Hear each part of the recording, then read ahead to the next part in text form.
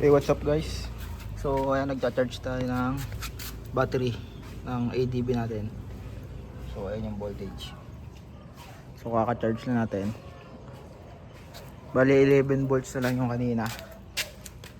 So ayan, kinonect natin dyan. Gamit natin yung ating Inco na pang charge.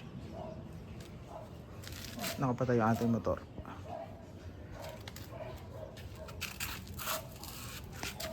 So ayan yung ating current amp. Tapos naka 12 volts yung settings.